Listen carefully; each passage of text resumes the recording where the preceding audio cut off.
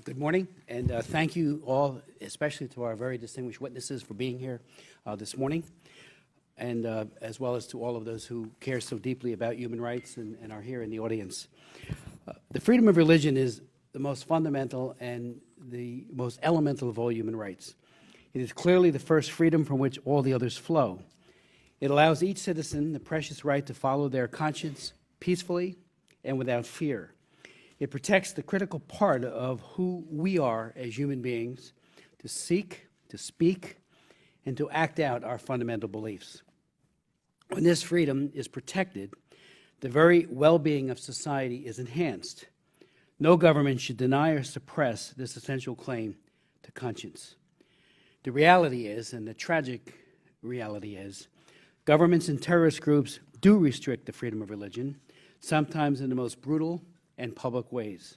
The freedom of religion today, as it has been for a number of years, is under siege in many places of the world, including and especially in China, which is, of course, the subject of today's hearing. Because religious freedom conditions are deteriorating globally, I recently introduced H.R. 1150, the Frank Wolf International Religious Freedom Act. The bill gives the administration tools to better address religious freedom violations around the world. It is why I'm also fighting to reauthorize the U.S. Commission on International Religious Freedom, or USCIRF, which is a bipartisan and independent advisory group that has done incisive work over the years. USCIRF gives Congress vital recommendations about religious freedom conditions globally and recommendations for actions. I'd like to now turn to Ms. Lin for her testimony.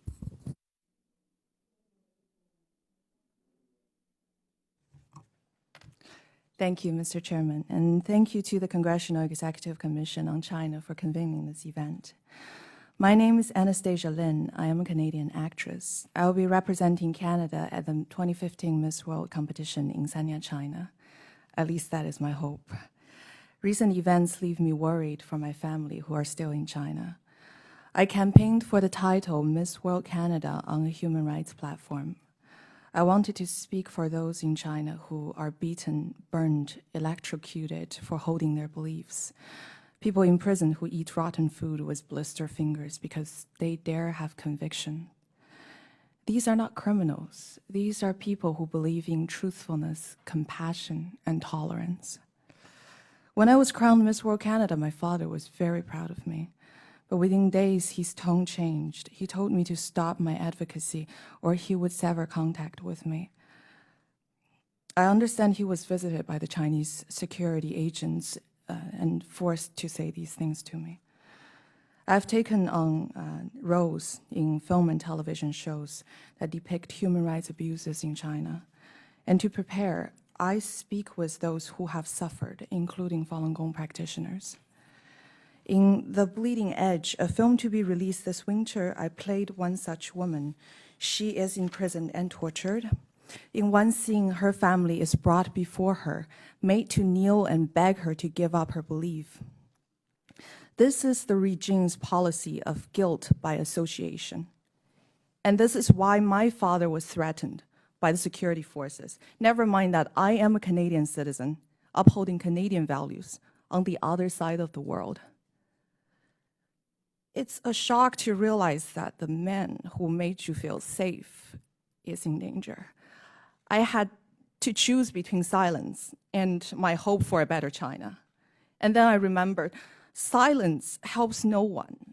Silence feeds terror. Practitioners of Falun Gong who have been marginalized, defamed, and vilified in China since 1999 are noble people. Despite the constant threat of arbitrary torture, psychiatric abuse, or death, they are steadfast in their principles. They have always sought peaceful means to resist the persecution and generate awareness. In China today, our traditional values are buried under the moral scars of endless political campaign. Material wealth and the pursuit of self-interest are foremost in people's mind. The courage of Falun Gong practitioners and other dissidents and human rights lawyers are exceptions that give me hope to China's future. And yet, it's these people that suffer the most. People with stories of courage and tragedy like the father of my fellow Canadian, Paul Lee. The elder, Mr. Li, is 60 years old and in Chengdu, China, once a highly respected county magistrate. He is now beginning his second 8-year prison sentence. He was a rarity in China, a high official that did not use his position to gain wealth or personal advantage. And instead, he followed Falun Gong's teaching of truthfulness, compassion, and tolerance, and sought to be fair in his dealings. Mr. Li spent his first 8 years in prison for writing essays criticizing the Communist Party's crime, and they tortured him and tried to get him to renounce his belief and embrace atheism. And they made him blind in one eye. He did not give up. After being released, he exposed cases of torture and abuse, and that is why he was again arrested and sentenced to another 8 years this April. This is a story of incredible courage, almost completely ignored by the world's media. And there are millions of such stories. Thousands continue to be sentenced to prison every year, often after show trials. Lawyers who represent Falun Gong practitioners, including those lawyers targeted in the most recent crackdown, have faced disbarment, beating, and imprisonment. The current crackdown on lawyers targets these individuals and come as some 80,000 criminal complaints are filed against the former party leader Jiang Zemin by Falun Gong practitioners. The persecution of Falun Gong is widespread and brutal. In 1998, the Chinese Communist government estimated there were 70 million practitioners of Falun Gong in China. And since the persecution began in 1999, millions have been imprisoned, tortured, and sexually assaulted. Estimates of the murdered range widely because information is scarce, and exposing the persecution, it's punished severely. While we have the names and stories of the some 3,800 practitioners who have been killed in the persecution, multiple independent investigators estimate that tens of thousands have been killed so their vital organs could be harvested and sold for organ transplantation, a lucrative business in China.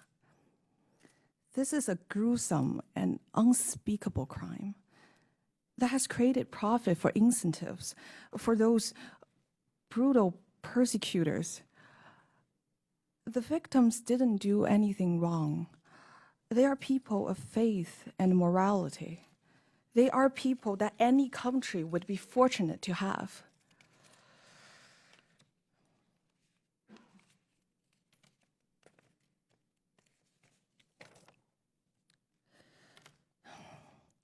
I would think these are the people of integrity that China so desperately needs nowadays. Mr. Chairman, I hope that together we can gain Chinese people a voice. The hope for a better future lays in the people there gaining the freedom to believe what they want and talk to whoever they want to talk to about whatever they want to talk about. I hope this can happen soon. For myself, this would give me back a father, but for many others, it would save their lives. Thank you very much. And Ms. Lin, I wanted to ask you, you've documented, this has happened to you as well, how the Chinese government often uses China-based family members of Chinese rights activists as leverage to get them to stop their work. Can you describe a little bit about, I mean, you've written about it before, but how, is that an ongoing practice, and how many people have you met that are affected by it, the idea that they use your relatives back in China as leverage against you to prevent you or hopefully to convince you? Because I think it's amazing, and it would be shocking to a lot of Americans to know there are people living in this country, perhaps American citizens, who are being extorted and or blackmailed through the safety or security of their own relatives back in China. I would say that this is a common experience of many Chinese overseas, including Chinese Canadians, Chinese Americans. It's almost like a consensus or like a common sense that the Chinese consulate would send people to watch over to Chinese, overseas Chinese. So religious freedom and human rights doesn't really just affect people that are living in China. they affect every Chinese who still have loved ones there. I don't know how it feels like to be tortured by prison guard, but now I know the deep fear that probably felt by many Chinese people, that their convictions might be paid by their loved ones. But if we keep silence, there's no end to this kind of compromise. Chinese people overseas needs to stand up and speak about this issue. Yes, we might be afraid, but courage is not always the absence of fear. To be courageous, I think I learned from these Falun Gong practitioners that to be courageous is to know that something else is much more important than fear. To be able to live according to your conscience, for them, it outweighs the fear of death. So, and that is why I'm going back to China. I hope my presence in that country would help those who are facing this unspeakable horror that we just mentioned today, to help to preserve their hope a little longer. Thank you.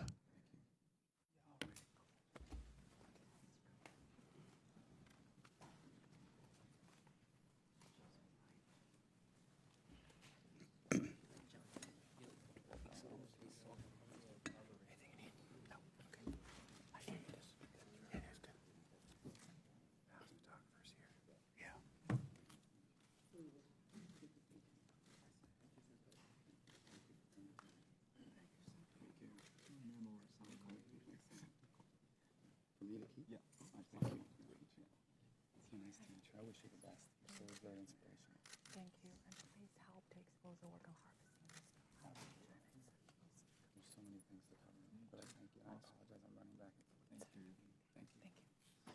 Thank you, Co-Chair Senator Rubio.